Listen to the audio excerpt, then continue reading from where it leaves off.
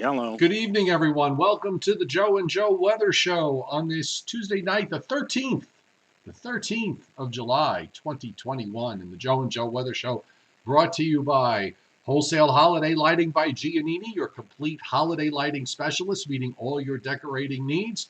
Whether it's wanting to decorate your home for Christmas, or maybe you want to do this as a business come holiday time, just give them a call. They're at 631-957-5106, 162 Ocean Avenue in Lindenhurst, New York on Long Island. The website is liholidaylighting.com, and brought to you by Omni True Value Hardware.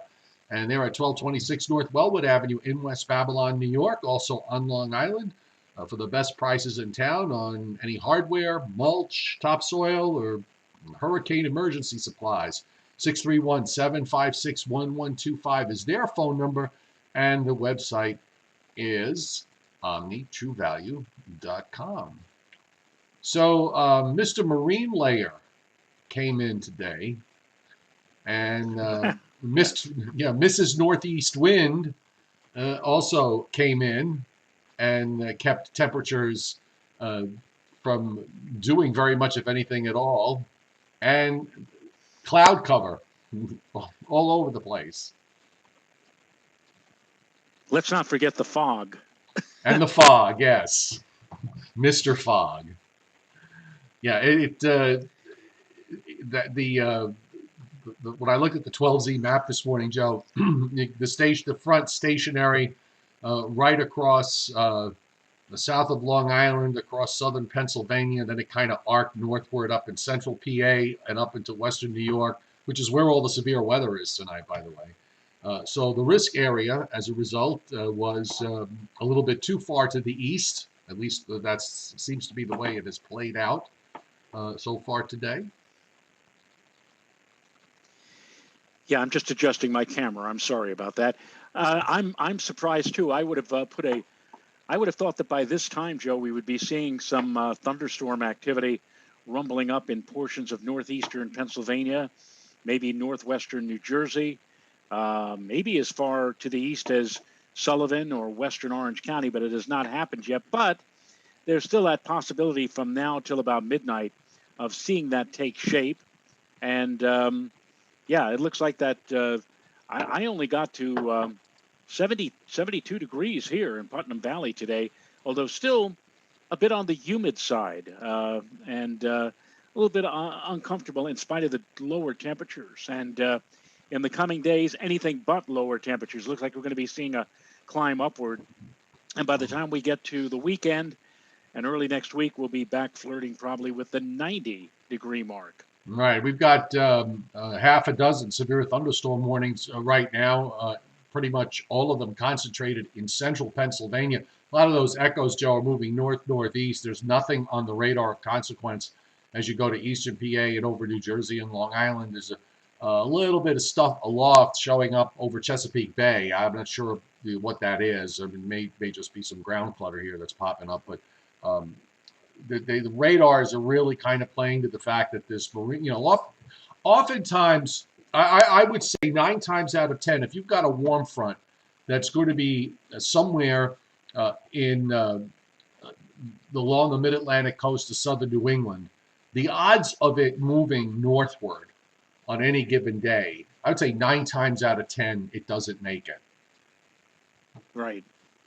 And back on Sunday, I was questioning about the fact that they had all the thunderstorm activity, the heavy thunderstorm activity, well to the west and north of New York City. And I said, well, based upon the positioning of the front, I think that, quite frankly, we should be seeing activity maybe into our area, maybe not necessarily severe. But as you can see, even though the Storm Prediction Center adjusted their forecast and actually brought slight risk of severe weather just a stone's throw away to our west, in spite of that update, it looks like the Sunday forecast is more on target, because it looks like, again, most of the activity is well away, hours away to the west and north of the immediate tri-state New York City area. Yeah, I don't see how any of that really gets here, because it isn't even moving east. It's moving more northeast than anything else. I pulled up the 21Z map, and you can see how the WPC has analyzed this. with a warm front through central New York, central PA. It's starting to move northward now, and it is probably going to get through here overnight and into tomorrow morning. And then it's still stationary right along 40 degrees north. But if you look at these temperatures up in New England today, yeah, there was sun in Maine, so that's why the numbers here are higher. Temperatures in the middle 70s in much of Maine. But then when you go where there's the overcast, and that's that circle with the filled-in dot, that indicates the observation is for an overcast sky. You have temperatures that were basically upper 60s and lower 70s. The wind barbs were all east or northeast along the coast, southeast in inland areas, and then head down into the mid-Atlantic states today. And it was, it was very warm to borderline hot. Temperatures in the upper 80s and low 90s, dew points in the lower 70s. Typical tropical air all the way up and down the eastern seaboard. Only, by the way, at 5 o'clock, I actually got above 80 today because we had a fair amount of sunshine from late morning to mid afternoon. Now I'm waiting for some thunderstorms that are approaching, but temperatures. Often this time of year, this is a time of year where temperatures usually get above 90 here on a daily basis across the Southland. It's been kind of a struggle to get those temperatures to move up because we've had a lot of days where we've had to deal with at least some cloud cover and some shower and thunderstorm activity recently. But this is one of the few days, Joe, that you were actually cooler than I was, believe it or not. Yes, one of the few. One of the few. But as I said, the humidity was high enough so that it felt still a little bit, I'm not going to say muggy, but, there was a debate going on this morning here at the house. Should we open the windows and turn off the air conditioning for a while? Stepped outside and I said, the air still feels kind of heavy and a little bit on the moist and a bit humid side.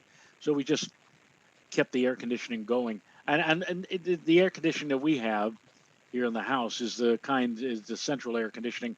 So it actually was off more than on much of the day today. It just, cooled us off when it went on for a few minutes and then shut down again for a while. It still is not. I mean, I know this is a relief compared to some of the heat that we were dealing with up here over the last week or 10 days.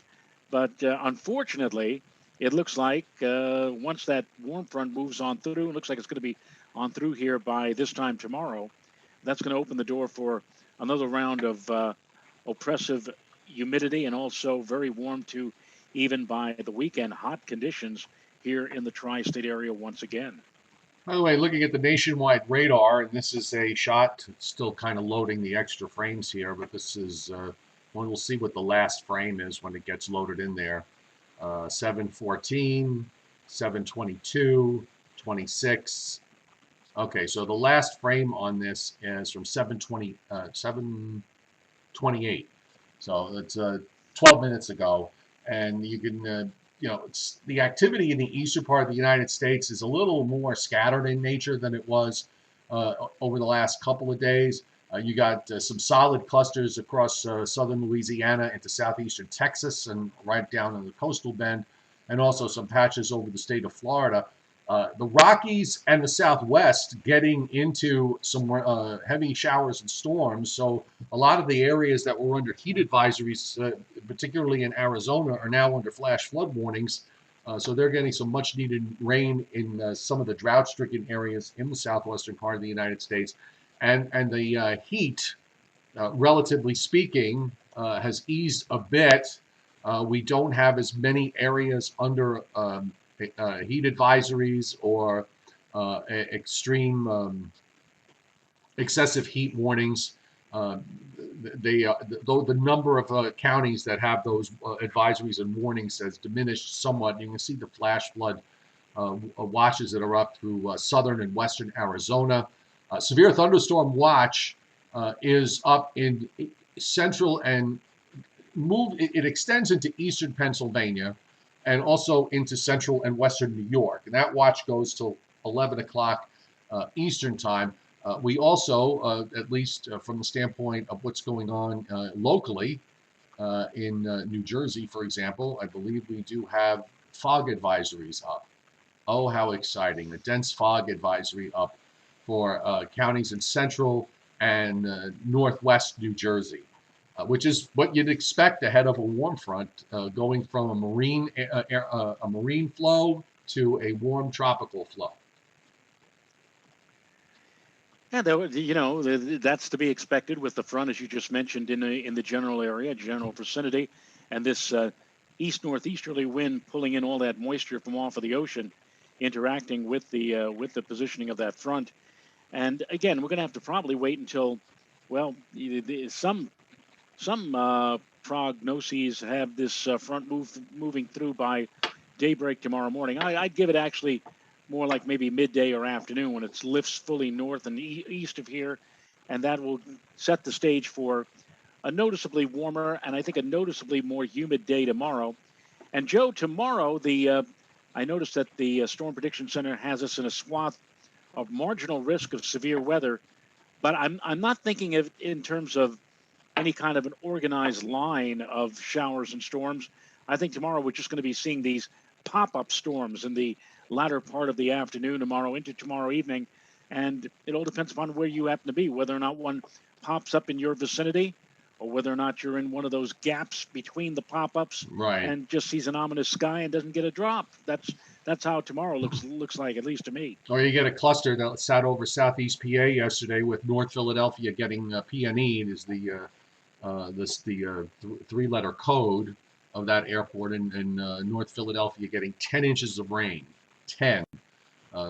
This being described as one of these 50 or 100-year events, because those types of things don't happen often, but every once in a while you do get one of these clusters of storms that just sits on one spot. We noticed that yesterday afternoon on the radar.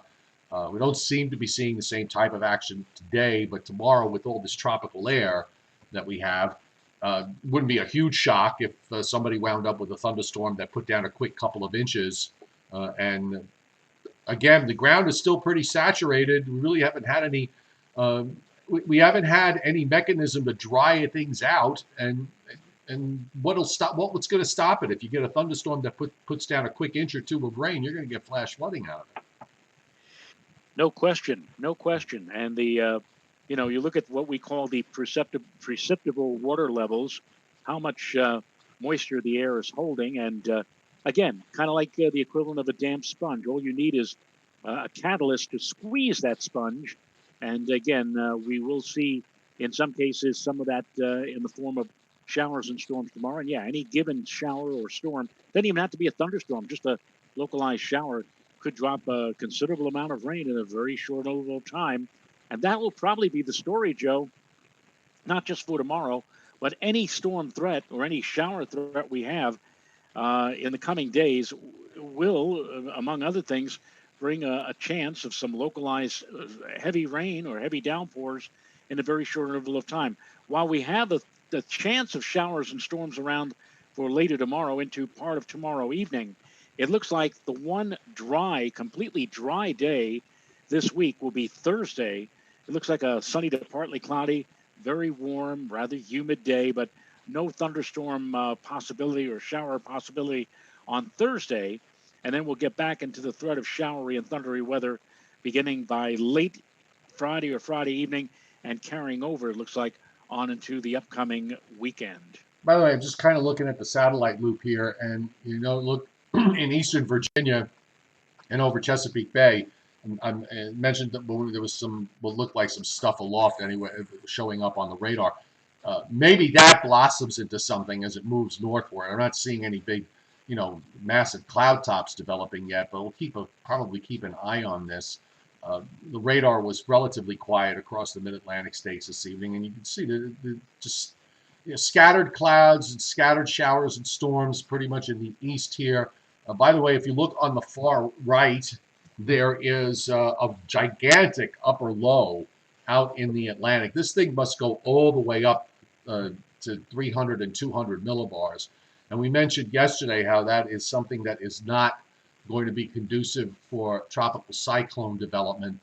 As long as that upper low is there, that's going to create upper air wind shear conditions across the subtropical Atlantic and to a certain extent even the tropical Atlantic.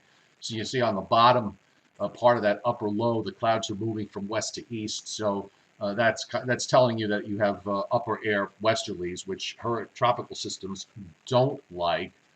And it's so hard to see on this. If you look on the upper right, southeast of Newfoundland, you can sort of see the edge of what looks like a weak low that the Hurricane Center is talking about today, drifting southward, and a marginal conditions for tropical cyclone development there.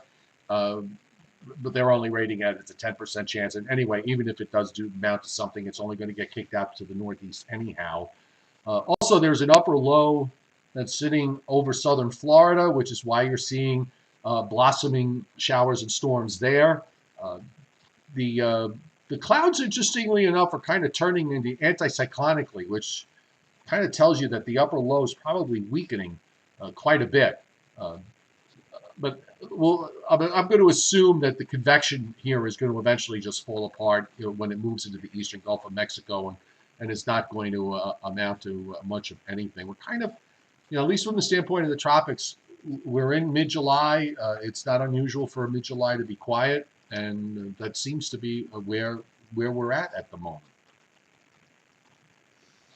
And I just put up a picture here taken by a friend of mine, Mark Rosengarten, from Liberty State Park. All right, hang on. This was earlier in the day. Hang on. I got to switch here. Hold on a second, so everybody can see. And there you go. It's up. This is from Liberty State Park, looking obviously toward lower Manhattan, but look at how dramatic that sky is. You mentioned the marine layer, Joe. That's pretty much the sky that most of us saw today. Lots of low-hanging clouds. In fact, so low, even reaching down to touch the transmission tower at One World Trade, and that is a pretty interesting shot that we have here.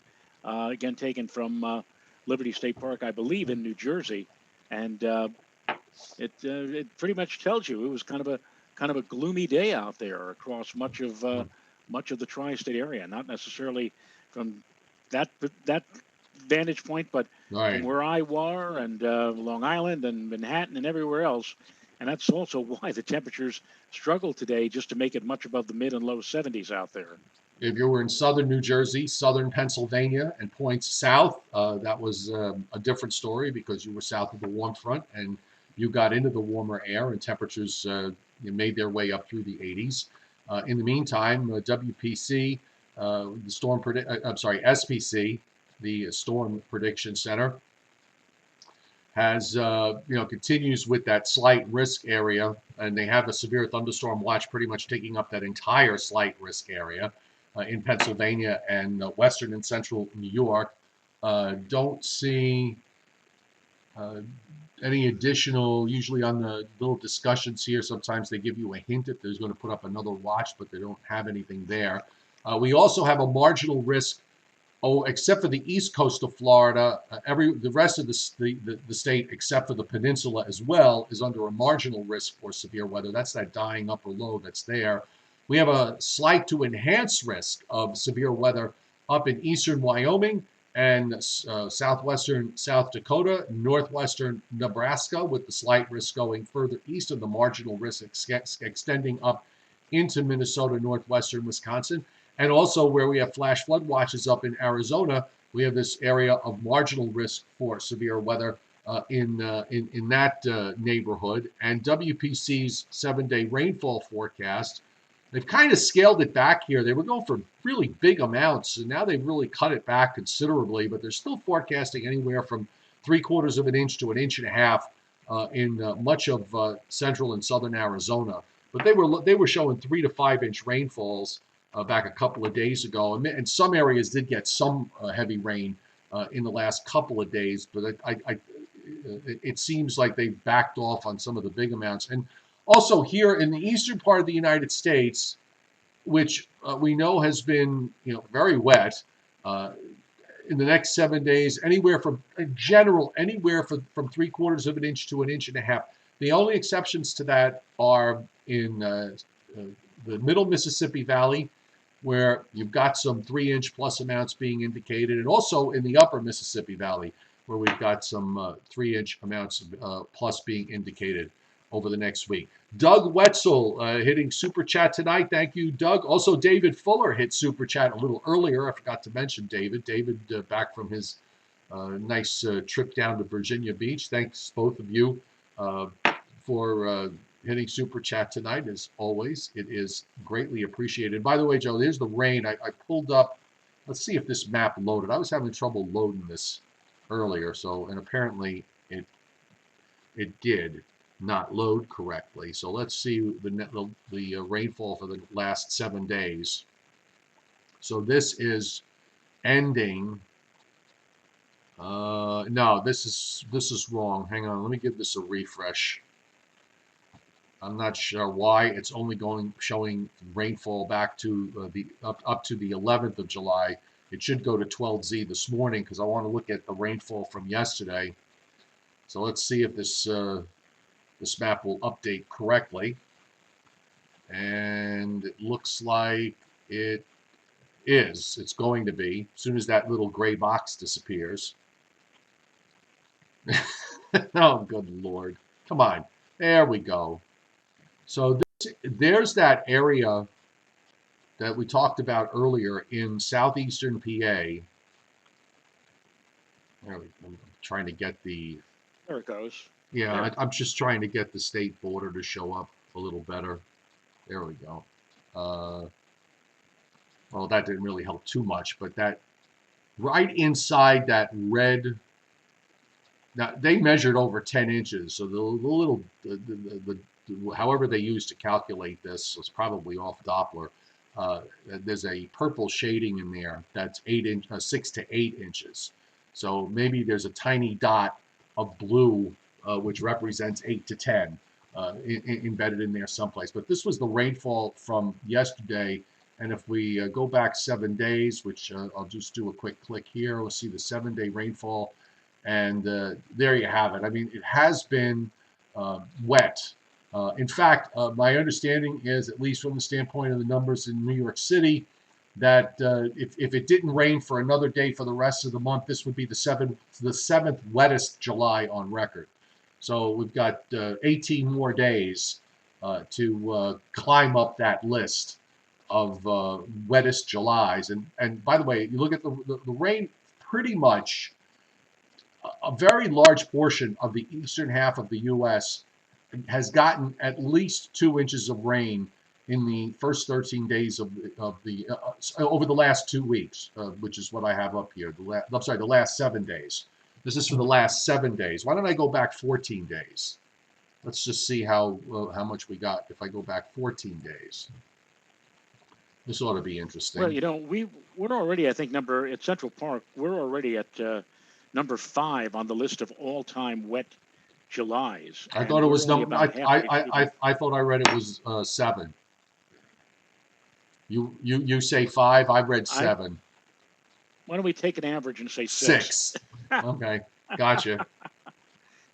But the thing is that we're not even halfway through the month yet, and here we are already talking about one of the top 10, certainly one of the top 10 wettest Julys, and God only knows what we're in for in the final couple of weeks of this month. Although, as we alluded to last night, it looks like a change in the overall pattern by the early part of next week as the winds turn more out of a northwest direction. The upper level winds come out of a northwest direction out of Canada, lowering the humidity and quite possibly putting us in a protracted or prolonged spell of dry weather. Isn't that the way sometimes it goes, where the first half of the month can be abnormally wet, and then the second half could be bone dry, or vice versa? Yeah, and maybe we might be looking at something like that. It's hard to carry a wet or a dry pattern for more than a week, 10 days before there's some kind of a switch. It is. And again, now going back the last 14 days, so this will take us to the last day of June, but you get the idea. It's not going to change very much when we look at this tomorrow. I mean, just about everywhere east of the Mississippi has gotten at least 2 to 3 inches of rain so far this month, and quite a few areas are sitting at the red represents 5 inches of rain. You've got quite a few areas in northeast Missouri, across Illinois, Indiana, Kentucky, Ohio, Pennsylvania, New York State, southern and central New England getting a substantial amount of rain here, 5 to 8 inches in some places, and there's even a narrow stripe there of 10 to 15 across northwest Connecticut to just west of Boston. So I mean, the rainfall really has been front and center in the last 2 weeks. We get these. We've gotten these dry stretches, but certainly we're not in one now. That's for darn sure.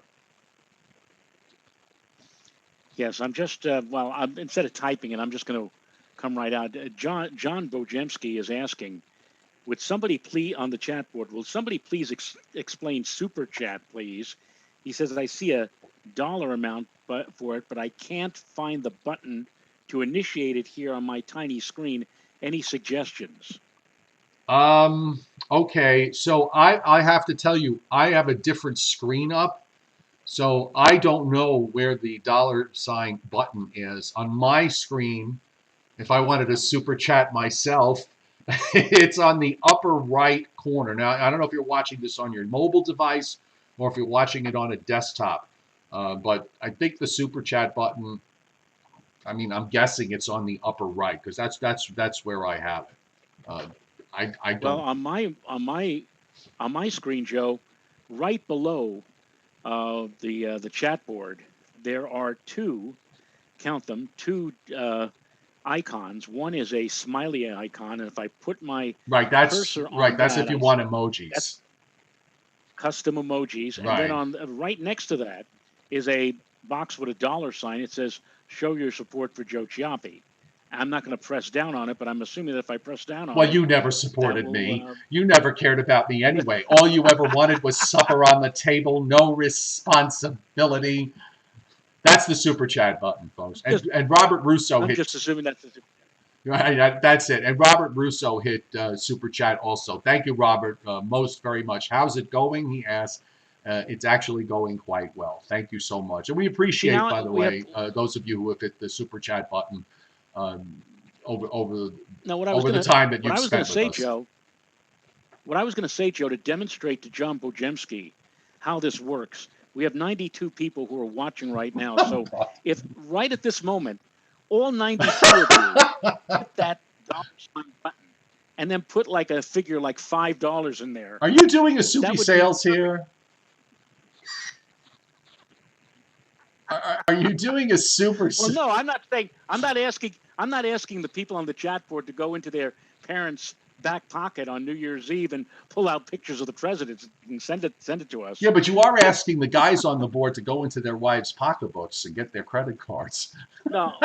Well, what I'm doing is I'm just saying now, if all of you would just hit that button and then put a figure in there, and it could be $5, it could be $10, I don't care. And when you go through all of that, you can demonstrate to John quite beautifully how this whole thing works. Yeah, God.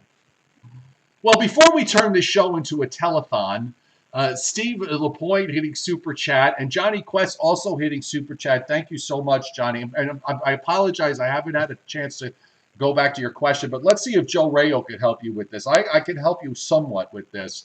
Why there is very little lightning and thunder in a hurricane. I never took note.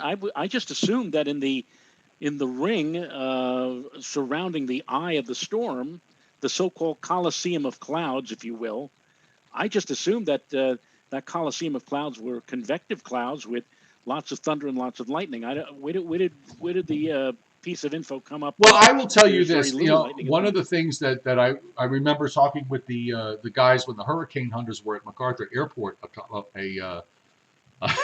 couple of years ago, that when they see a lot of lightning, it's usually at the point where the storm is in the intensification phase, when they start seeing a lot of lightning. And when they see that lightning subside, it could be a sign that the storm has peaked out or going into some kind of weakening phase.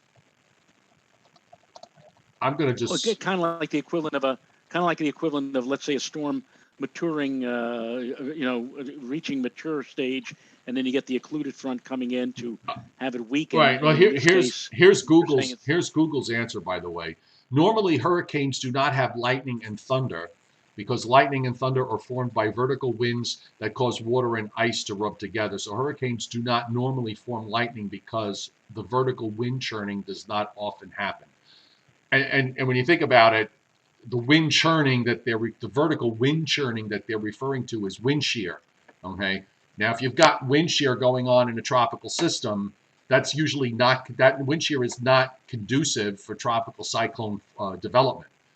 Too much shear causes these storms to fall apart. So that seems to be a reasonable explanation.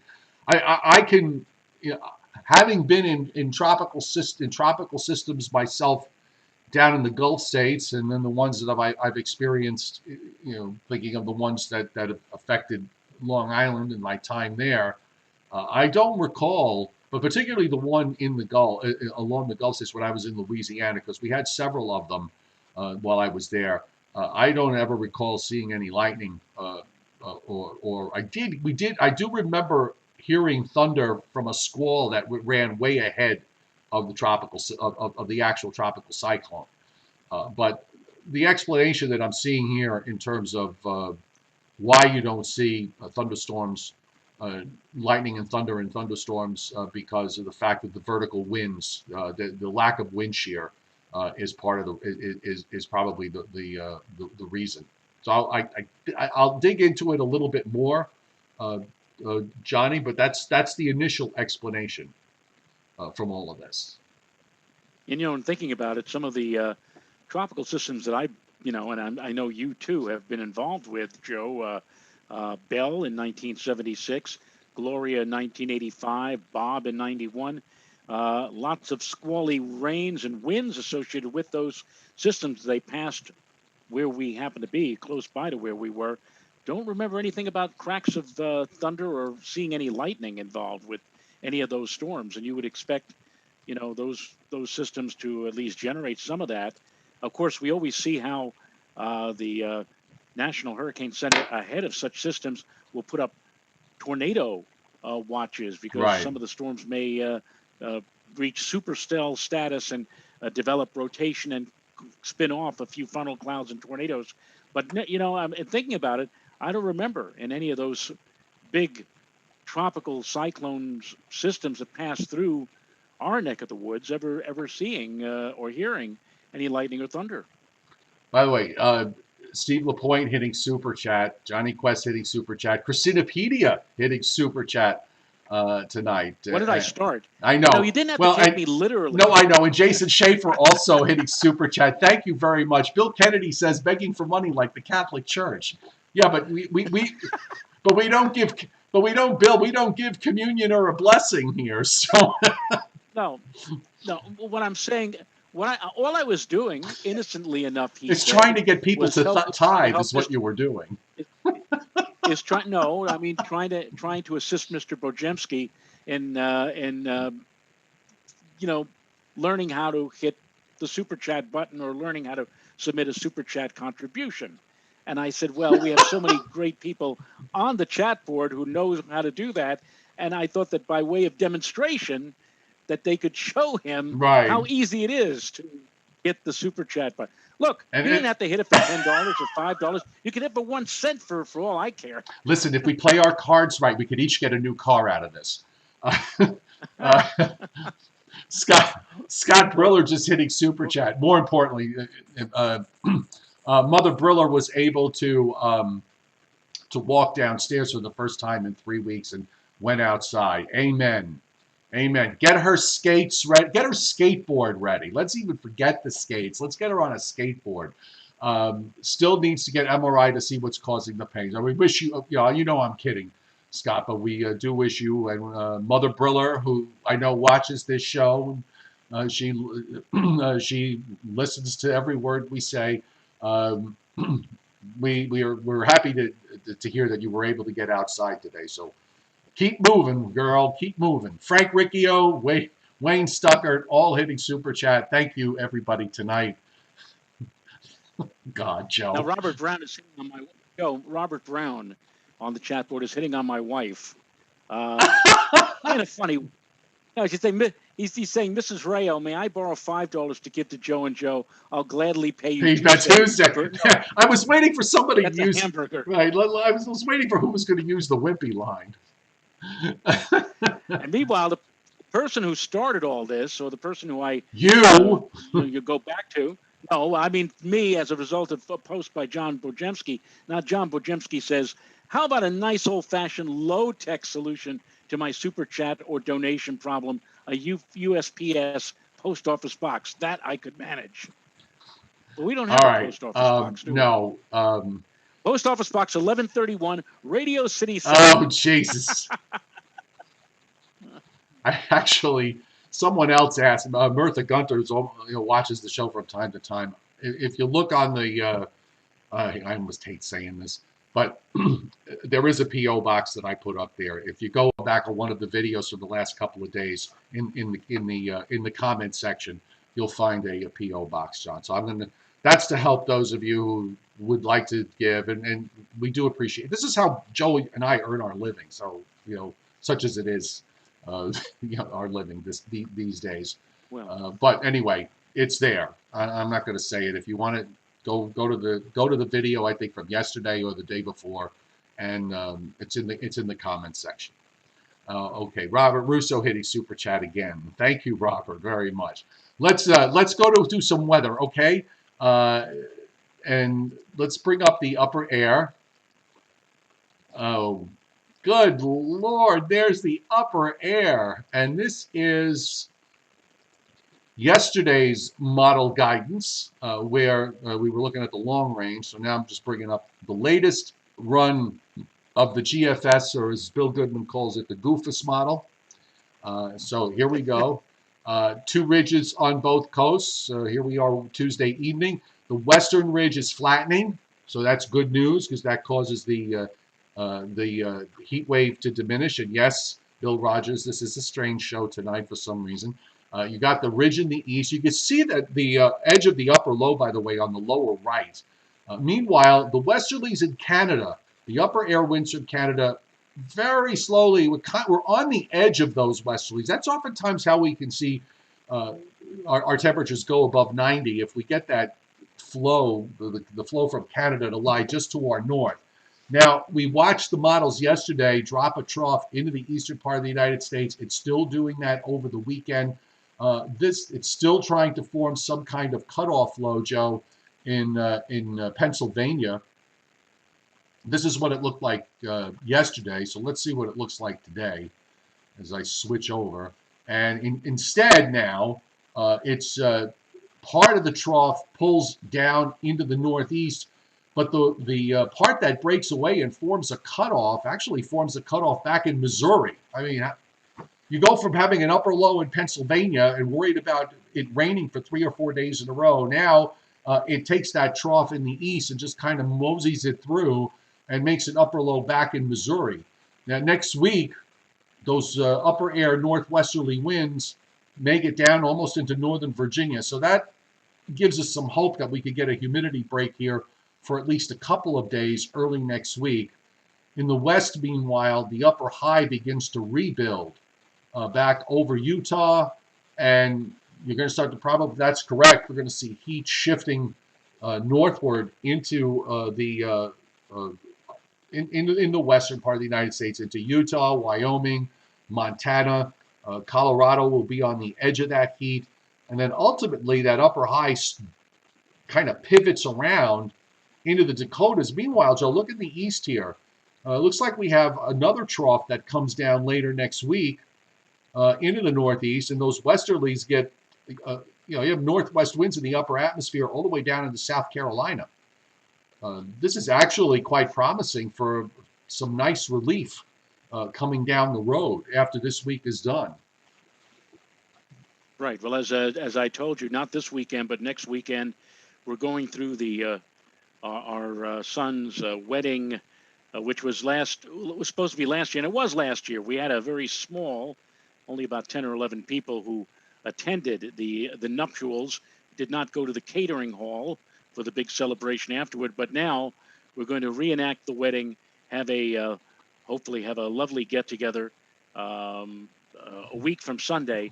And the last thing you'd want to have with a situation like this is either hot, hazy, sticky, humid weather, or the threat of showers and scattered thunderstorms, or any number of different unsettled weather patterns.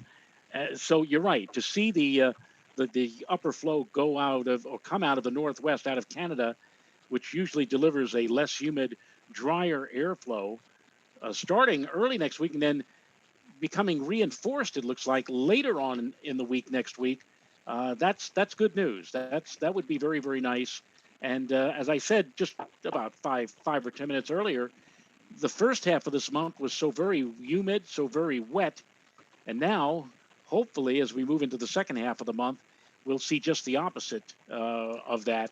And maybe a few of those nice, dry, pleasant days that we had a couple of weeks ago where we had, for goodness sake, into the 40s, even the upper 30s. I'll go for that. Yeah. If that be the case for later on in the month. Noticing a couple of things. I'm just seeing here. Someone, where was it? Is that a Ms. Safalarite? I'm sorry. Is that a trough, Zim? Is that a trough trying to develop in the Pacific Northwest? Actually, there is. It looks like some troughing off the Pacific Northwest coast. Looks like it's trying to move toward the coast at the end of this week. I guess that's in response to that upper ridge kind of flattening out a bit. Also, the one thing I did notice that while we're getting into those westerlies here, a pretty strong upper high in the long range builds in the southeast.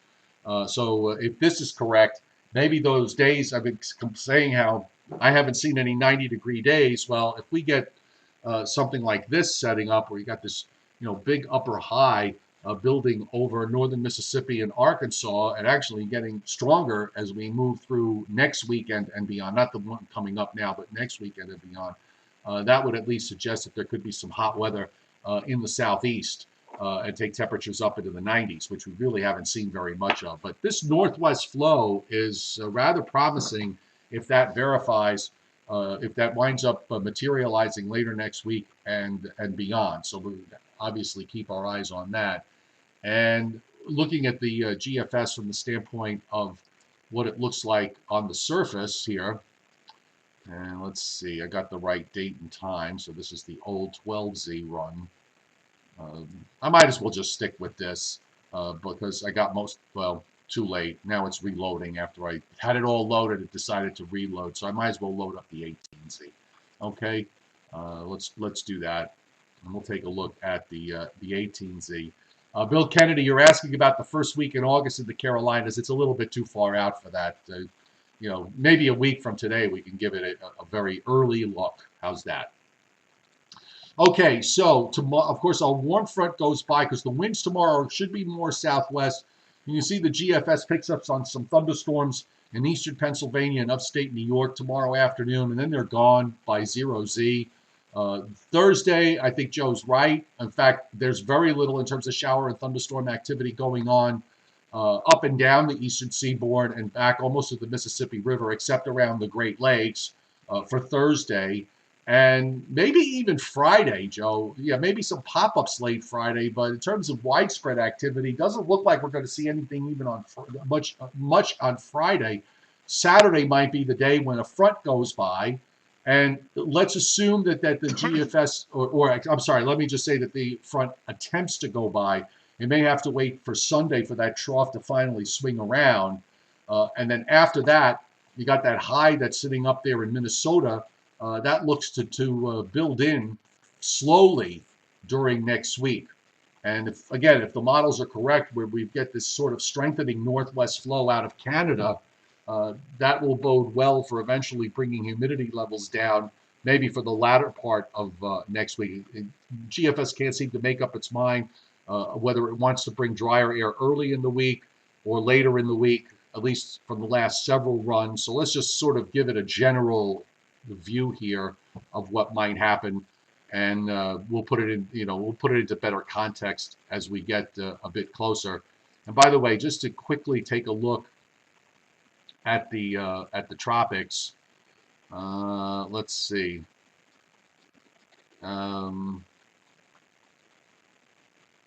Okay, so here's the upper A. I just want to kind of get an idea. Let me get the Atlantic view. That's usually a better one when looking at the tropics. The models, the GFS has been pretty quiet. It's not really picking up on much. I'm seeing, strong Bermuda-ish high in the middle of the Atlantic. That's fairly typical in the long range. Yeah, doesn't look like. I mean, the model's not developing anything. So at least from the standpoint of the 500, but you can see here on this view from looking at the Atlantic, Joe. And I know we're deep into the long range, so we know it's going to be different here. But I mean, that's a nice looking trough dropping down the eastern seaboard. During the last week of the month of July. Well, yeah, and that would certainly deliver.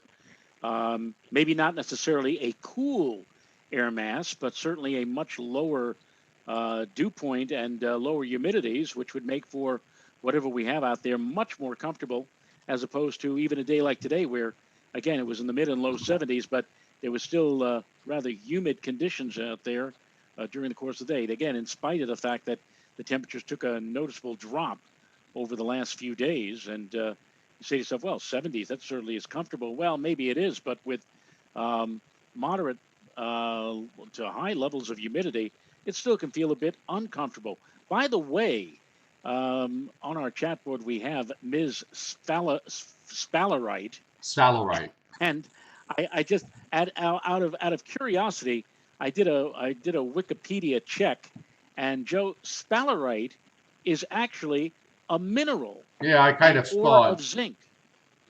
When the iron content is high, sphalerite is an opaque black variety called mammalite, and it was discovered in 1847 by Ernest Frederick Glocker, who named it based on the Greek word sphalerose, meaning deceiving, due to sphalerite being hard to identify. It's also called zinc blend, blackjack, and mock lead. And sphalerite crystals are usually shaped like triangular pyramids with 3 sides and a base. So there you go. And I salute you, Ms. Sphalerite. All right. Let's do a little super chat here. I know the chairman sent you some stuff. Yeah, let's. No. We don't do more super chat, Joe. We've already had more than enough. You just no. I'm sorry. I meant Briller Jeopardy. Oh, okay, I'm sorry. The chairman. You see what you got me doing here? This has got to be one of the strangest shows we've ever done. Okay. Yeah. So let's do a little Briller Jeopardy here. Yes. Briller Jeopardy tonight, if I can find it. Hang on. All right, here we go. Here is another special edition of Briller Jeopardy for Mr. Chiaffi. Top 10 movie debuts. All movies are on Turner Classic Movies. This should help, Joe.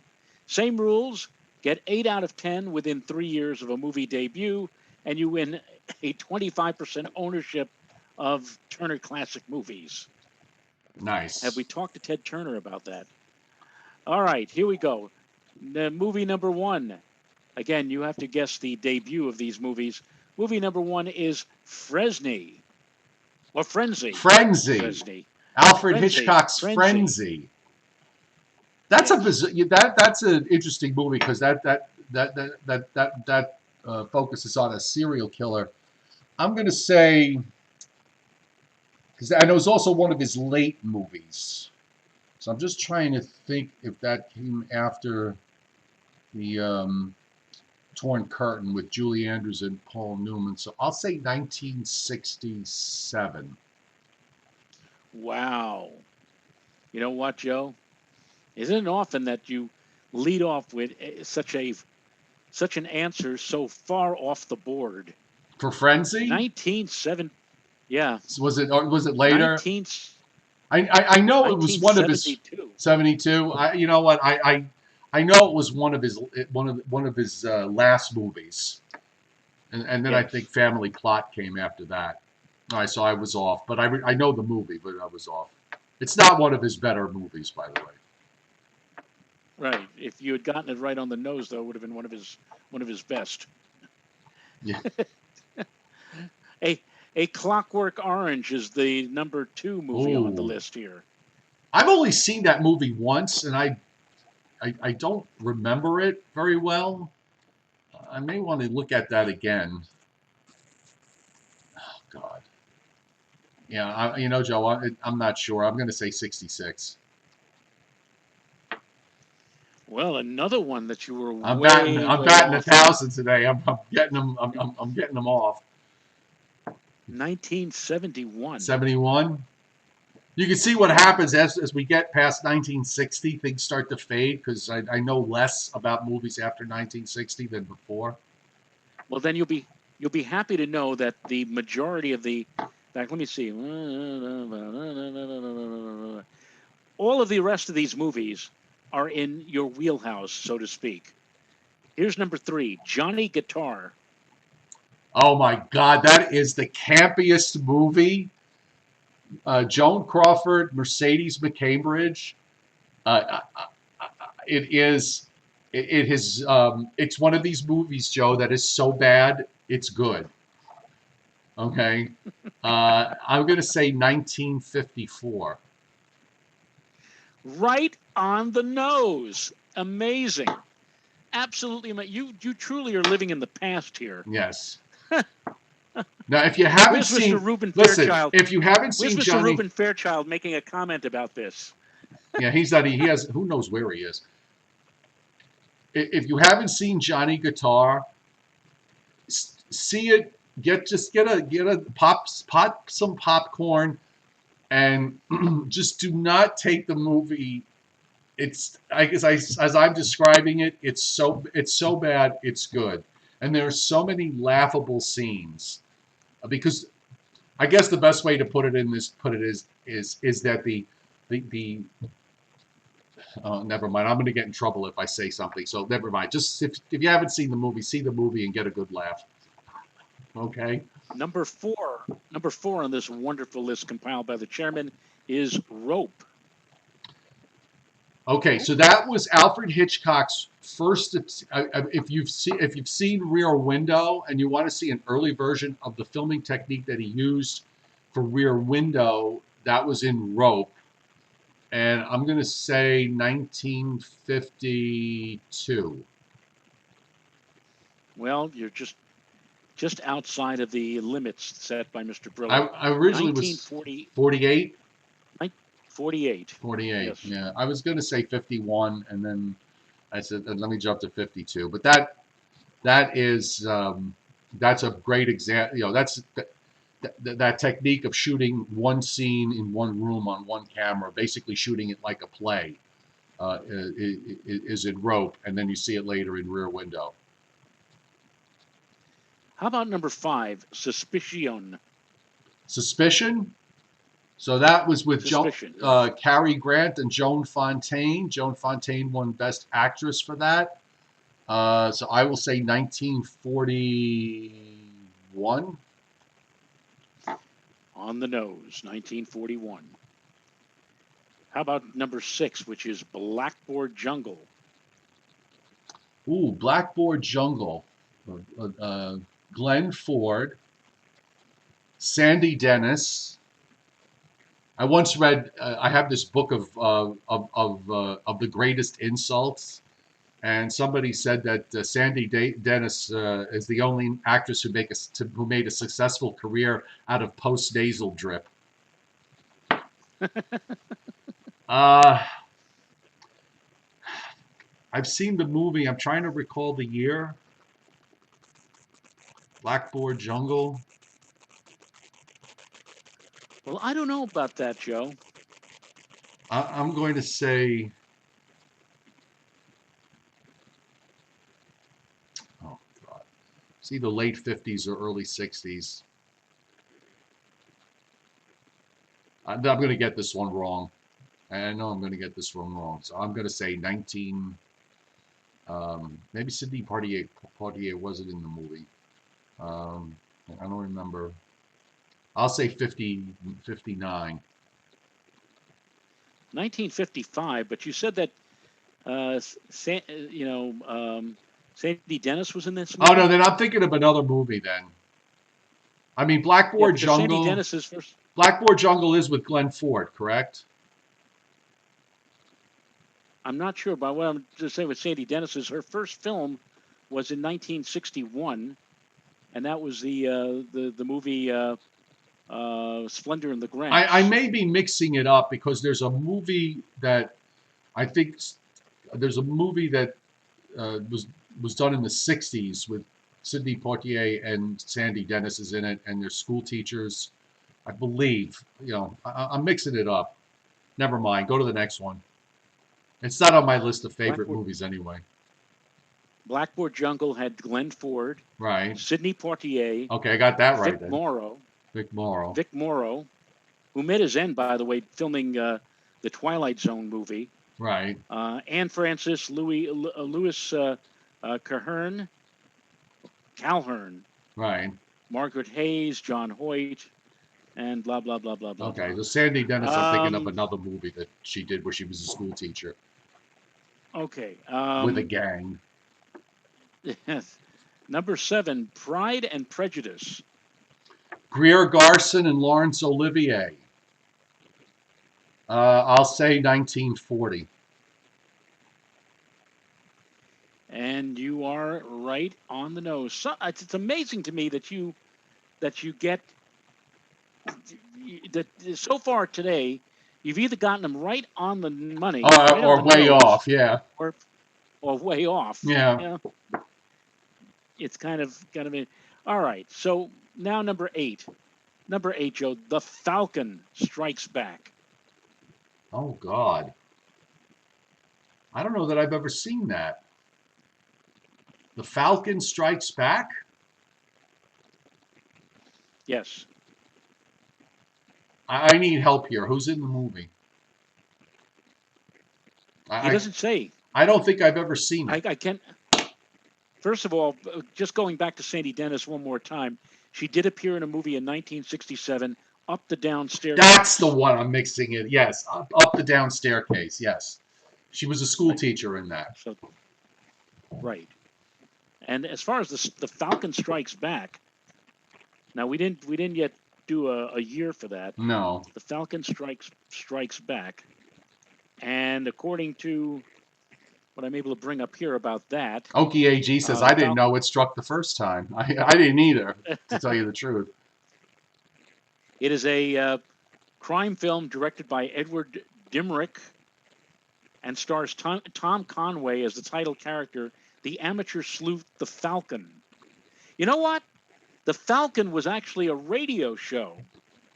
There was a show on old time radio in the 40s called The Falcon, and it wasn't unusual for some popular radio shows to translate into a movie. Right. This apparently was one of those cases. Supporting roles are filed by Harriet Hilliard. That's Ozzie Nelson's wife. Okay. Harriet Hilliard. So then Jane Randolph, Edgar Kennedy, with Cliff Edwards filling in for. Cliff Edwards filled in for Alan Jenkins. Alan Jenkins was Officer Dibble, yes. The voice of Officer Dibble on Top Cat. All right, so I'll say 1944. 1943. Whoa! By one. For a movie I've never seen, I took a good guess just based on the actors you told me. 1943. Yeah. All right, go ahead. What's left? 2 more left. The Long Hot Summer. Long Hot Summer. Tennessee Sounds Williams. like something that another bizarre. Lived out in the Western United States. All right, Tennessee Williams, Paul Newman.